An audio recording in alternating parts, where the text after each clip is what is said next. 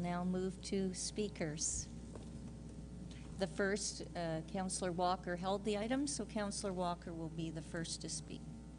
I've got my motion before the clerk, if they can put it up, that City Council defer consideration of this item, PW 6.3, pending a review of PW 6.3.1, which is the letter from District Chief Leak of dated April 9th to Councillor Cesar Palacio, to be conducted as follows. The City Solicitor be directed to submit a report directly to City Council in camera as to whether the City and the Toronto Transit Commission have breached the terms of the conditions of the environmental assessment for this project, and whether any additional liability to the City may arise out of the issues identified in this report.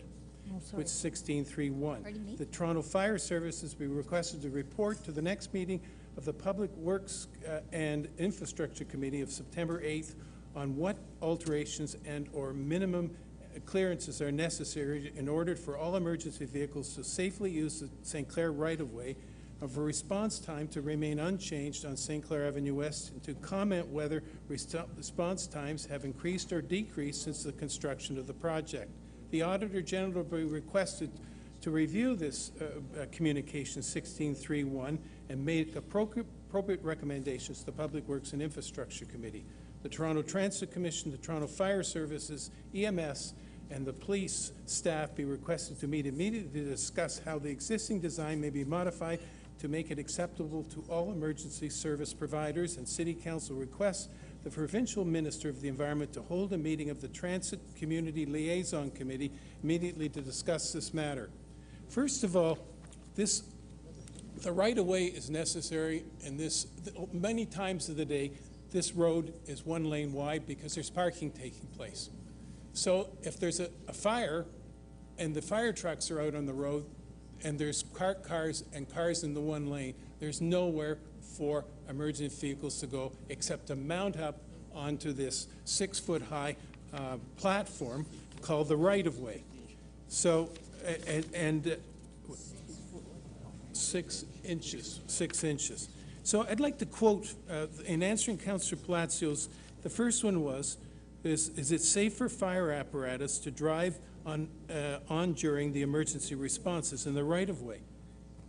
And then on page 10, it says, as you can see, there is considerable risk to all Toronto Fire Service use of this, the TTC right-of-way as an access route. Advanced climate conditions will only make the TTC right-of-way more perilous. The TTC right-of-way on St. Clair Avenue is without doubt unsafe. Then further in the report, it refers to the issue of whether the traction power, it's on page 13. The way to support the traction power wire for best advantage to Toronto Fire Services use overhead wires as done in most of the city now. This provides no hazard due to obstruction by poles and the full use of the track way for responding apparatus, because it's so narrow that the truck can hit the poles when they're going past them, because there's only a few inches of clearance, and then they fall off the right-of-way back onto the road. Quote, the central pole configuration, for all the reasons above cited, is without doubt unsafe.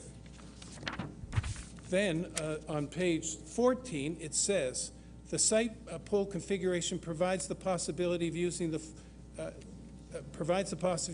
full width of the TTC right-of-way to easily move from one side to the other, as shown in apparatus B. Appendix B, I'm sorry. Then on page 18, the quotes relative to rolling curb.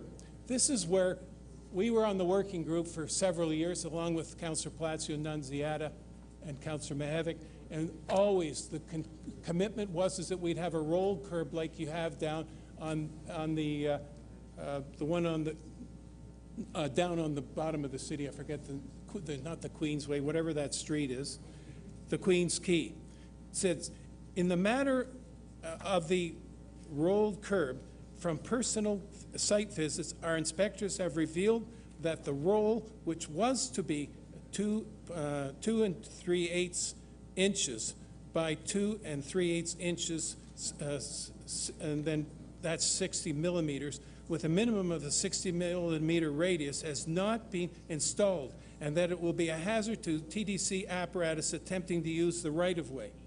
It's sharp, the edge is sharp, and during Move an actual extension. tests, All in favor, opposed, carried. the bulge in a tire as the apparatus exited the TDC right-of-way caused concern that its speed could cause the tire to simply blow out. This same issue of the tire bulge is evident when entering the right-of-way as well. The least that will happen in either case is that the apparatus will not be able to continue on a response, and a replacement apparatus would need to be dispatched to the original call, causing a delayed response. A genuine risk of a crash happening as a result of a blowout when exiting the TDC right-of-way exists. And then the conclusion, which several of you have referred to, is conclusion. The right-of-way as constructed now on the St. Clair Avenue West is not usable by TDC fire services for emergency responses. And there's delays in the emergencies. And from what they were along the area of the TDC right-of-way prior to and after construction. This raises real doubts about whether they've met their requirements under the environmental assessment, whether this has been built safely, whether every one of our services is satisfied with this, and whether when the TDC vehicles have to fight a fire, they can't actually locate the full fire apparatus in the road because they're so wide, and then with the supports, they start having to use the right-of-way as well. Presents huge problems for them. This road many times operates with just, Councillor, I'm speaking, would you sit down? No, it's been 7 minutes, your time's up. With, You got a 2-minute extension. You should be done. with, Madam Chair. Madam Chair, time. this need, I rise. Right, Councillor Walker, he's interrupted me. your time's up, sorry. All right, Councillor Walker has put forward a deferral motion. So if you wish to question the mover on the deferral, it's 2 minutes. And Councillor Cho's in the middle here, and he just left the council chamber. So if you wish to question the mover, it's under the request to question. If you wish to speak to the deferral, I would suggest putting your name in the request to question staff. And it's 2 minutes if you wish to speak to the deferral.